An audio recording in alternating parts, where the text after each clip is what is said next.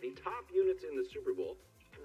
Here's the list. At 1, it's McCaffrey and the 49ers skill players.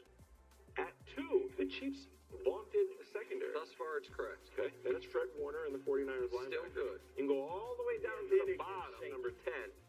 Chiefs' skill players. This is outrageous. It's not outrageous. Here's the quote panel. I gotta hear this.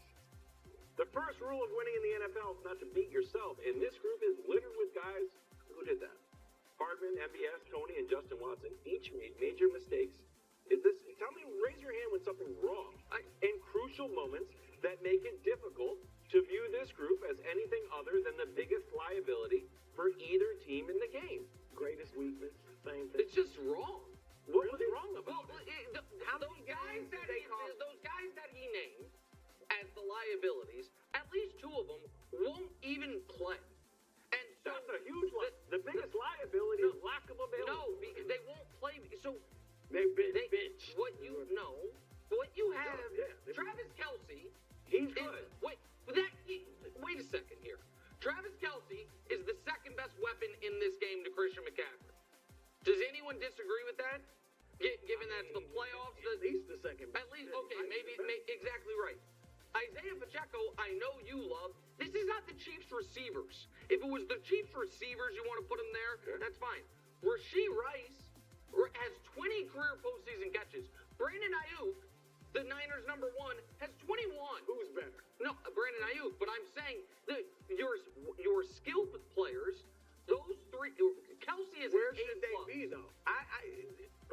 Obviously, I think he's overlooking Kelce, and you can say that's not fair because they're included.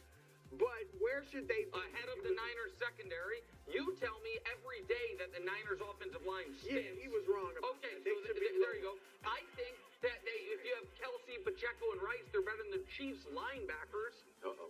I do.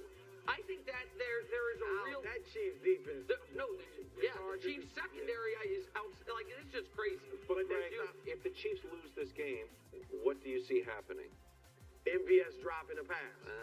That's what I see happening. Can we kind of stop? Like, this is disrespectful. Thank you, Greg. Like, I'm gonna be flat honest, and let me say this: because I apologized to Chief Nation yesterday, I'm going to defend these guys today. Thank you, Greg. Like, this is flat out disrespectful. When somebody had to be 10. Look, what they're basically saying is, it's been all Patrick Mahomes. And from what we've said all year, this has been one of his worst years. However, what I have said is if he does get this group and find a way to get this group to the Super Bowl and win it, it would be his best feat. Then that, but no. Why? Because Hold on. Pedestrian. But to act as though we're just going to live in the regular season as if this article wasn't written yesterday or the day before?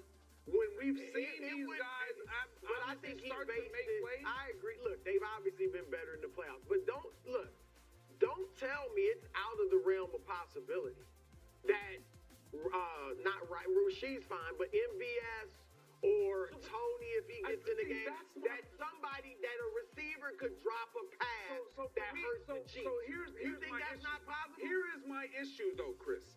If we're going to sit here and say, okay, let's look at the worst players right in their skill position. They played enough to make those. Wait a second. But that is not what they did with the Niners. Exactly. The Niners group came in number 1, and he said 4 guys. Their running back, their tight end, 2 receivers. When we do the Chiefs, we like their running back, we love their tight end, and we all like, at the very least, their number 1 receiver. So what we're saying, the drop-off from Debo to MVS is that massive that it goes from 1 to 10. Give me a break. And by the way, sneaky thing that I'm just going to go ahead, give me a blind reveal if we could real quick. Please, because nobody's ready for this conversation, Greg Jennings. You might be. His playoff career. Who would you rather have? Don't reveal it yet. Who would you rather have? Left or right? Just tell me. Or do you think it's a coin flip? The guy on the right makes longer plays and has more touchdowns. The guy on the left, more catches and more yards. Coin flip? Reveal it. Nobody wants this conversation. Nobody wants to talk about George Kittle's 11 career playoff games and 44 yards per game. Kittle's quarterback's been Jimmy Garoppolo. Here we go. And hold on. And Brock Purdy. And Brock Purdy.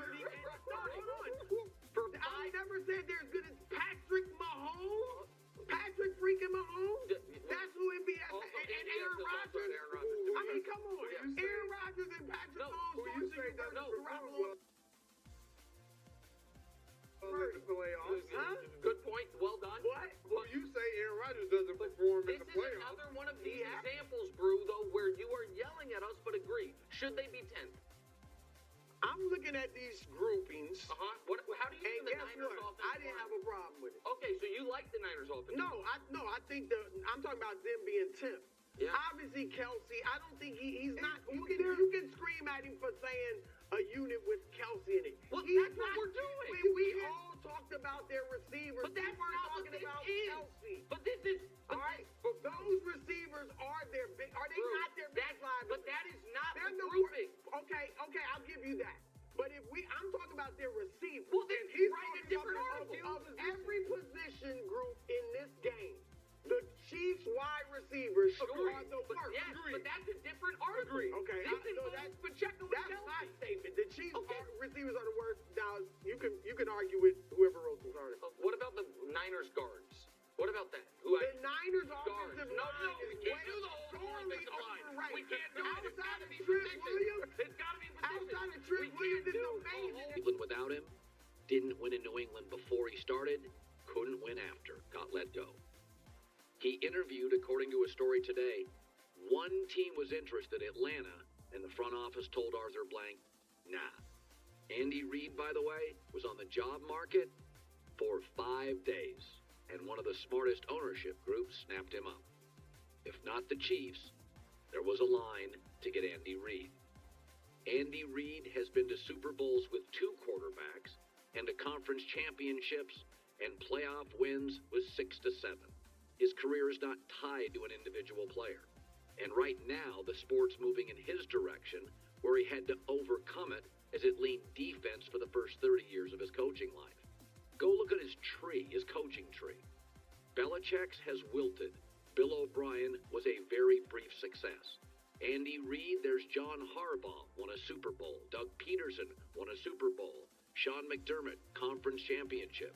Ron Rivera got to a Super Bowl. One of the misses by Andy Reid's coaching tree is Matt Nagy. The Bears have been to the playoffs twice in 13 years. Nagy led both of them with Mitch Trubisky. And I don't think it was ever noted that Aaron Rodgers and Matt Stafford and Kirk Cousins were in their prime when he was doing that with Mitch Trubisky. That's one of his misses. If we're just going to say it's about championships, then Chuck Noll has to be 4 or 5 times better than like a Don Shula. Shula's got 1 or 2. Noll's got what, 4? Is it 5? I forget. They dominated the 70s. But I mean, it can't just be that. It can't just be that, or Bill Russell's better than Michael Jordan. Right? So, I mean, to me, if you look at Andy Reid now and his coaching tree, his ability to adapt, his career is not tied to an individual player, I think you're looking at the best coach, arguably, in the history of the sport, who I think will win another one Sunday and more to come. I don't buy that he's retiring. J-Mac with the news. No.